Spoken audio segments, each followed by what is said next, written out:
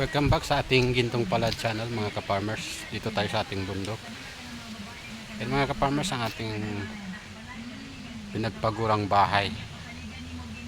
Bahay farmers lang mga yan mga ka-farmers. Pagka nandito tayo sa ating bundok, dyan tayo nag-stay. So, pwede tayo matulog dyan mga Gintong Palad. Yan mga ka-Gintong Palad, dito tayo sa ating bundok para daanan itong ating itinanim na talong dito, no?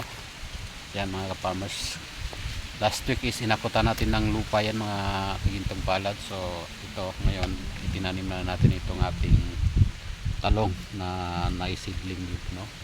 So 11 ka puno. So ito naman ay para lang sa pang-ulam lang dito sa ating bundok pagka nandito tayo. So ito mga ka-farmers, meron din tayo ditong sugar cane tubo yan, no? Dinala ng aking anak ito na Gintong Palad. Doon natin itinanim ito sa malapit sa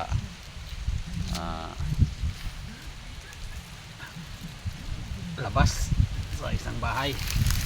So nung lumaki mga ka-farmers, nagdala tayo ng isang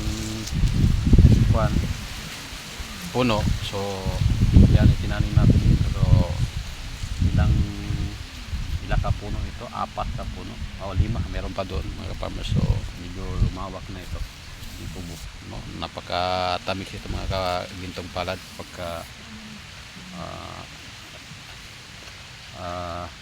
kumukuha tayo dito. So yan.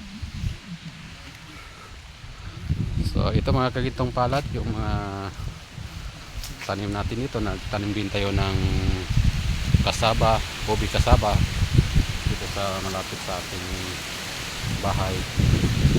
Pati ito mga ka-Gintong Palad, yung luya natin yan, yan napakasigla na ito, yung luya ng ating Uncle Mansor sa may Barira. Ito yung variety niya, galing OP pa ito mga ka-farmers. Yan. So wala tayong kasama dito mga ka-farmers. So relax na rin, nagre-relax lang tayo dito, nagbisita dito sa ating mga tanim dito sa ating bundok. Yan mga ka-Gintong Palad, yung kailan na inayon natin palagi ng kalakas ng hangin habagat.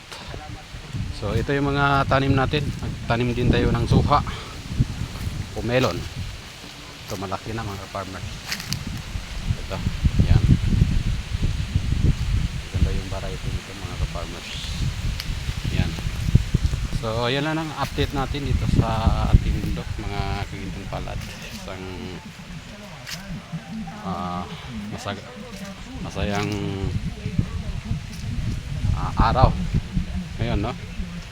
Maraming salamat sa patuloy na pagsubaybay sa ating Gintong Palad channel. Hanggang ngayon hindi pa tayo monetize ni YouTube, no? Napakabagal yung ating channel na maglago, no? Madalang din tayo nag-upload ng ating mga video sa ating YouTube channel mga farmers. So yan, maraming salamat.